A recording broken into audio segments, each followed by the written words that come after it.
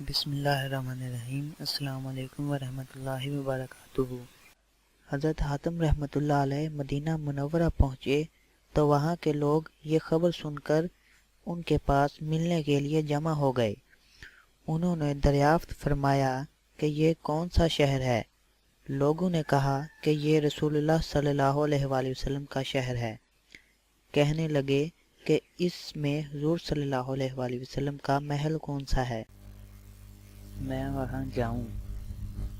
لوگوں نے کہا کہ حضور صلی اللہ علیہ وآلہ وسلم کا تو محل نہیں تھا، بہت مختصر مکان تھا جو بہت نیچا تھا۔ کہنے لگے کہ صحابہ کرام رضی اللہ تعالیٰ عنہ کے محل کہاں کہاں ہیں، مجھے وہی دکھا دو۔ لوگوں نے کہا کہ صحابہ رضی اللہ تعالیٰ عنہ کے بھی محل نہیں تھے، ان کے بھی چھوٹے چھوٹے مکانات زمین سے لگے ہوئے تھے۔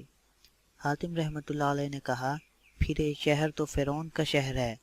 لوگوں نے ان کو پکڑ لیا کہ یہ شخص مدینہ منورہ کی توہین کرتا ہے اور حضور صلی اللہ علیہ وآلہ وسلم کے شہر کو فرعون کا شہر بتاتا ہے، اور پکڑ کر امیر مدینہ کے پاس لے گئے کہ یہ اجمی شخص مدینہ طیبہ کو فرعون کا شہر بتاتا ہے۔ امیر نے ان سے مطالبہ کیا کہ یہ کیا بات ہے؟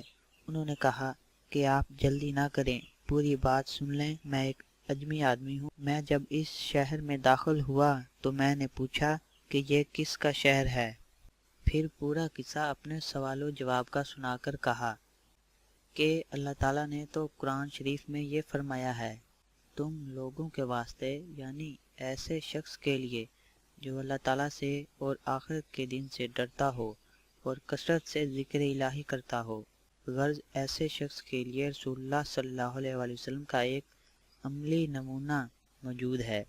یعنی ہر بات میں یہ دیکھنا چاہیے کہ حضور صلی اللہ علیہ وآلہ وسلم کا کیا معمول تھا اور اس کا اتباع کرنا چاہیے۔ بس اب تم ہی بتاؤ کہ تم نے یہ حضور صلی اللہ علیہ وآلہ وسلم کا اتباع کر رکھا ہے یا فرعون کا؟ اس پر لوگوں نے ان کو چھوڑ دیا۔ یہاں ایک بات پر یہ قابل لحاظ ہے کہ ایسی چیزوں کے ساتھ لذت حاصل کرنا یا ان کی وصیت حرام یا ناجائز نہیں ہے، لیکن یہ ضروری ہے کہ ان کی کثرت سے ان چیزوں کے ساتھ انس پیدا ہوتا ہے، ان چیزوں کی محبت دل میں بیٹھ جاتی ہے اور پھر اس کا چھوڑنا مشکل ہو جاتا ہے، اور ان کے فراہم کرنے کے لیے اسباب تلاش کرنا پڑتے ہیں، پیداوار اور آمدنی کے بڑھنے کی فکر ہوتی ہے۔ اور جو شخص روپیہ بڑھانے کی فکر میں لگ جاتا ہے اس کو دین کے بارے میں مدحنت بھی کرنی پڑتی ہے۔ اس میں بسا اوقات گناہوں کے مرتکب ہونے کی نوبت بھی آ جاتی ہے۔ اگر دنیا میں گھسنے کے بعد اس سے محفوظ رہنا آسان ہوتا تو حضور اقدس صلی اللہ علیہ وآلہ وسلم اتنے اہتمام سے دنیا سے بے رغبتی پر تنبیہ نہ فرماتے اور اتنی شدت سے اس سے خود نہ بچتے۔